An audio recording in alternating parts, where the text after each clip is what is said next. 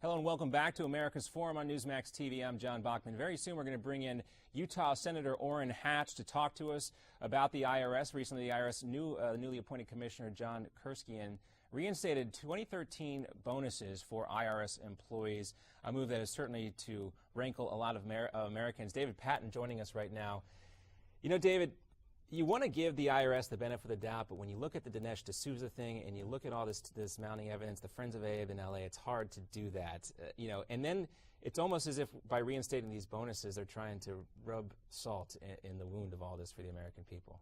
You know, I almost wish that it was something calculated, John. My larger concern... So you don't think this is some big conspiracy as some As far as the pay raises, I really don't. Yeah. The problem is that it indicates that the IRS and so much of Washington is just completely out of touch with the American people. I mean, it's stunning. You know, you have this targeting scandal. You would think that the objective of the IRS would be to keep as low a profile as they possibly could. And instead, they come out and they go ahead and they reactivate these bonuses. Granted, it's about 1%. Sure. And I think the average bonus is maybe even a little bigger than that, 1.75%. But it's really not about the numbers here. It's about understanding how the IRS is perceived in the hinterland.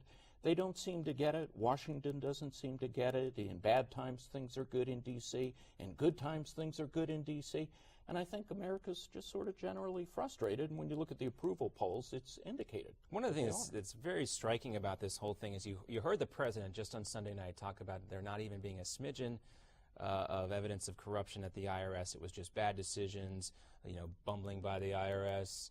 So that gives the president an opportunity to sign one of those executive orders and say, I'm not going to allow these bonuses to happen. But we can ask Senator Orrin Hatch about that. He's with us now.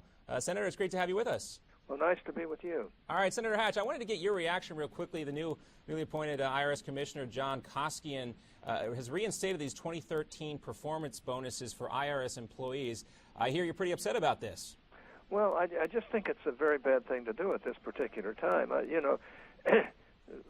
The wrongs that occurred there occurred with relatively few people, and all the rest of them shouldn't be tainted by it. But we're undergoing a bipartisan investigation on the Finance Committee to get to the bottom of the IRS scandal and to find out where the orders came from to target certain advocacy groups.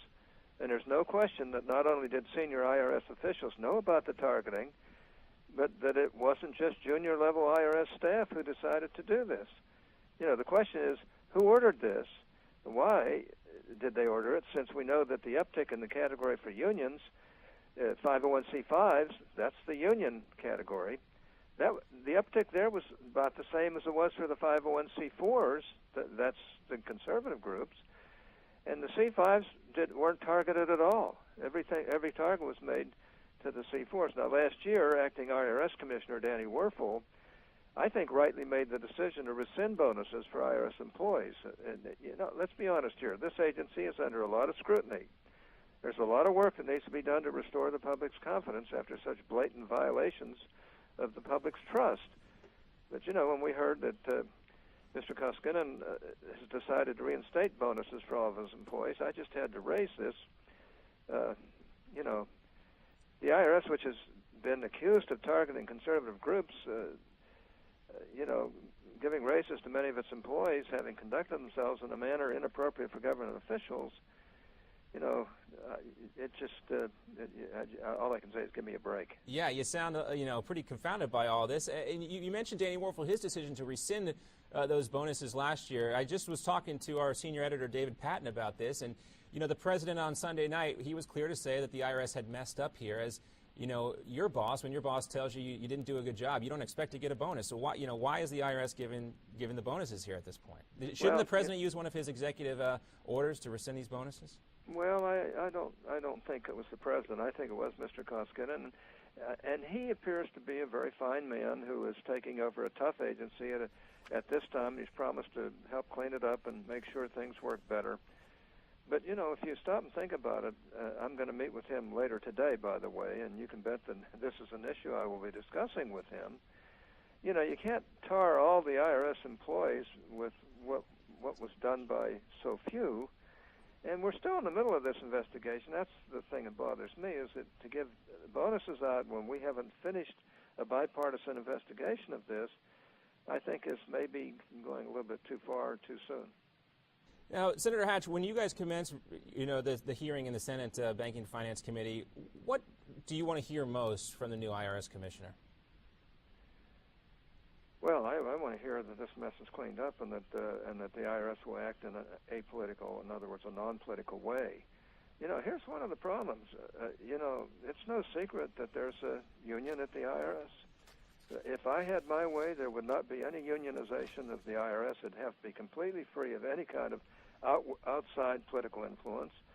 And frankly, I would split it off of the Treasury Department so that it's an independent agency in and of itself. Then they could stand alone without any political interference.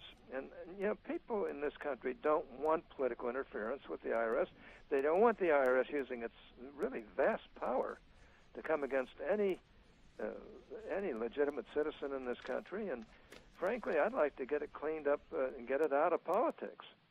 Senator Hatch, I want to turn quickly to an issue on domestic policy, and I know this was an issue that your state looked at quite closely recently. That's the issue of gay marriage. It's heating up as well. There's a new twist in Oregon. Voters are going to face two questions on the ballot there this year, whether to let same-sex couples get married and whether to let vendors like certain cake makers to participate, or refuse to participate in certain religious or wedding events. Some of these smaller issues that have to deal with gay rights. What's your take on this? Is this something that can be stopped, because it seems like the trend is moving, more and more states moving in a favorable direction for those who are in favor of same-sex marriage? Well, as people know, I believe that we should not change the definition of marriage. I do think we can do the civil unions which would give gays the rights that married people have in the sense of all of the taxation and so forth. And so if that were to materialize from the debate going on in Utah right now, would you be acceptable to something like that? Well, what I'm saying is that I think the states ought to be able to make their own decisions with regard to recognition of gay marriage. Now, that's one of the big issues before the Supreme Court. The Supreme Court may very well decide to ignore my feelings on that matter, or ignore the feelings of so many people who do not accept changing the definition of marriage. We think that's a deterioration of the family and so forth. But I also don't think there should be prejudice against gays. So, it's a tough set of issues, but I'm hopeful that the court will continue to recognize that the individual states have a right to determine what their laws should be in this area, and I think that would be a good resolution of it.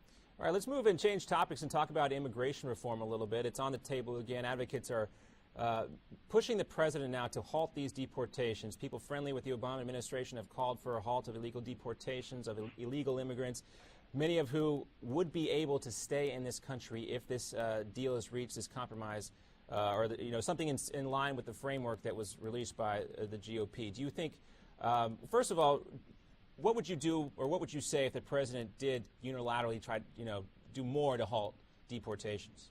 Well, I'm not sure he can do that legally under the law, but we have to solve this problem. Let's face it, we have approximately 11 million people here whose status is up in the air. And frankly, the House looks like they may very well come up with legislation that will give them legal status to have jobs, to live here, and so forth. That may be a way of resolving this problem. Ultimately, these folks are going to be an integral part of America, and ultimately we may have to work out a step toward citizenship. But right now, that seems to be one of the big hang-ups in the House. And all right, well, Senator, I was a supporter of the Senate bill, which yes.